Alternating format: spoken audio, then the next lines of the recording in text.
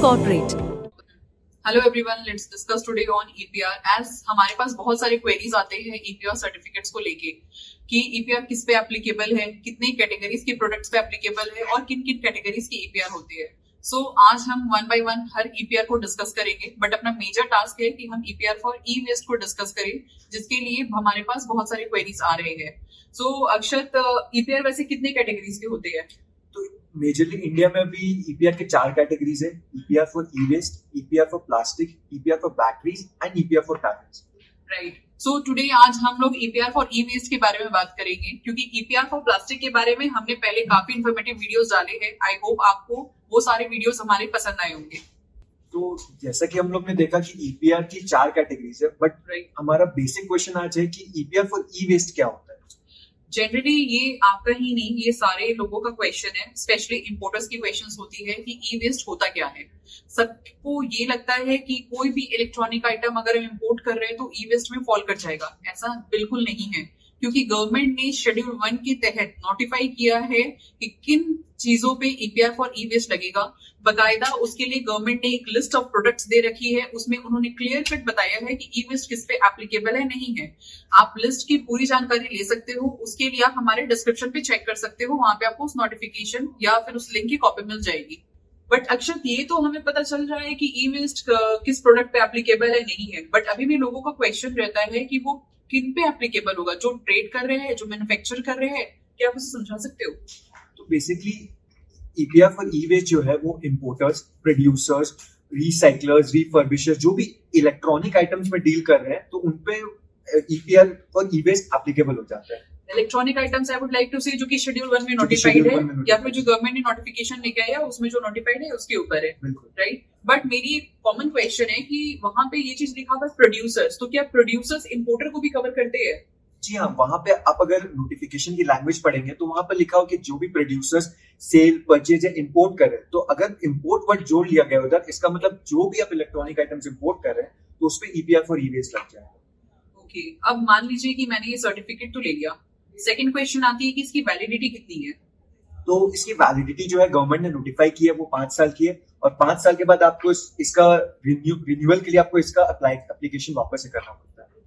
Okay, तो इस बीच दौरान हमें तो फिर इसकी एनुअल कंप्लायंसेस भी करनी पड़ेगी, और कुछ क्वार्टरली कंप्लायंसेस भी आती है क्या?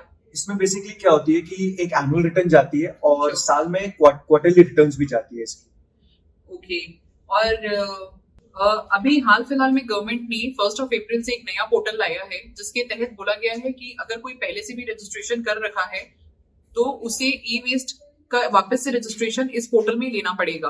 अक्षत, कैन यू ब्रीफ दैट? तो बेसिकली क्या था, ई वेस्ट मैनेजमेंट रूल्स पहले 2016 में आई थी और अभी 2022 में आई। Right. तो गवर्नमेंट ने क्लियरली बोला है कि जो 2016 वाले रूल्स के अंडर जो भी रजिस्ट्रेशन लिया है उसको नए पोर्टल में री रजिस्ट्रेशन के लिए अप्लाई करना पड़ेगा। ओके, और अगर मान लो कि हम लोगों ने कुछ एप्लीकेशन किया, तो क्या ये जरूरी है कि एक बार में अप्रूवल आ जाए कि बीच में क्वेरी भी आ सकती है ई वेस्ट में? नहीं, तो क्या होता है कि आपने अगर पोर्टल पे अप्लाई किया है तो विद इन 25 डेज गवर्नमेंट जो है उसमें क्वेरी रेज करती है और आपको 7 डेज का चांस देती है कि आप उसको फिर उसमें करेक्शंस करके उसको फिर री अप्लाई करो। जनरली ई वेस्ट की जो सर्टिफिकेट है वो आपकी from the date of application से 45 टू 60 डेज के अंदर में आ जाती है, राइट। जैसा कि हमें पता है कि गवर्नमेंट ई वेस्ट को फुल फ्लेजेड तरीके से इम्प्लीमेंट कर रही है for a better environment for everyone of us. तो गवर्नमेंट इसके लिए एक नोटिफिकेशन लेके आई थी, उसके तहत उन्होंने ये बोला था कि कोई भी इंपोर्टर, प्रोड्यूसर, मैन्युफैक्चरर जिन पे भी ई वेस्ट एप्लीकेबल हो रहा है या उनके प्रोडक्ट शेड्यूल 1 में फॉल कर रहे हैं, they have to take the registration by 30/6। अगर मान लीजिए कि उन्होंने अपना रजिस्ट्रेशन ले लिया है और उनकी सर्टिफिकेट नहीं आई है, तब भी एक्नॉलेजमेंट नंबर जो एप्लीकेशन की थी और एक अंडरटेकिंग के साथ उनका कंसाइनमेंट वो रिलीज हो सकता था आराम से। इस चीज को 30/6 तक के लिए पहले रखा गया था। अभी एक नोटिफिकेशन फिर लाया गया है इसी मंथ में, जिसमें गवर्नमेंट ने इस टाइम पीरियड को 30/8 तक कर दिया है, ताकि ज्यादा से ज्यादा लोग इस सर्टिफिकेट को ले सके।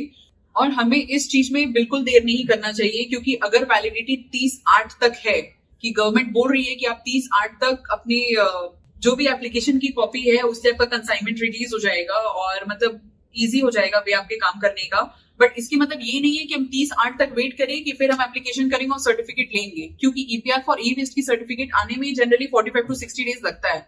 तो जब तक गवर्नमेंट ने रिलैक्सेशन आपको दे रखा है, इस पीरियड को अवेल कीजिए और जल्द से जल्द अपना ई वेस्ट का रजिस्ट्रेशन करवाइए, क्योंकि आने वाले टाइम में ये चीज मैंडेटरी हो जाएगी और एक क्लीनर और ग्रीनर एनवायरनमेंट की तरफ let's contribute and help the government also. अगर आपको ऐसे ही वीडियोस और इनसे रिलेटेड ज्यादा जानकारी चाहिए तो आप डिस्क्रिप्शन लिंक पे चेक कर सकते हो, या फिर अगर आपकी कोई स्पेसिफिक क्वेरीज हो ईपीआर से रिलेटेड, जैसे कि ई वेस्ट हो गई, बैटरी हो गई, प्लास्टिक हो गई, इनसे रिलेटेड अगर कोई भी क्वेरीज हो तो आप हमें नीचे मैसेज लिंक बॉक्स में मैसेज ड्रॉप कर सकते हैं।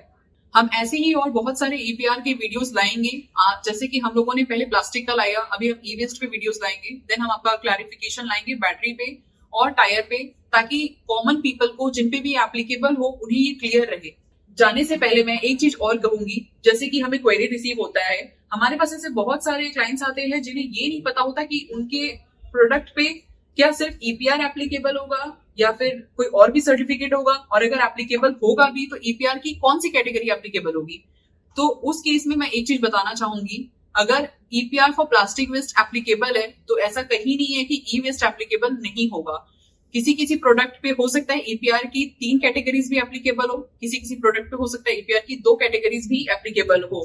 सिंपल सा कंसेप्ट है, अगर आप कोई इलेक्ट्रॉनिक आइटम मंगा रहे हो जिसमें एक प्लास्टिक की पैकेजिंग है, तो उस केस में अपने को ईपीआर फॉर प्लास्टिक वेस्ट भी लेना पड़ेगा, और अगर सेम प्रोडक्ट शेड्यूल 1 में फॉल कर गया या फिर गवर्नमेंट नोटिफाइड लिस्ट में फॉल कर गया तो उसमें आपको ई वेस्ट भी लेनी पड़ेगी। इन केस अगर उसके साथ एक बैटरी भी आ रहा है तो आपको ईपीआर फॉर बैटरी भी लेना पड़ेगा। सो वो प्रोडक्ट टू प्रोडक्ट डिपेंड करती है और वेरी करती है। अगर आपको इनसे रिलेटेड और इन्फॉर्मेशन चाहिए तो आप हमारी कंपनी को कांटेक्ट कर सकते हो, we are ready to help you out. Thank you for watching this video. Stay tuned and like and subscribe the channel for more such informative video. Thank you Akshat.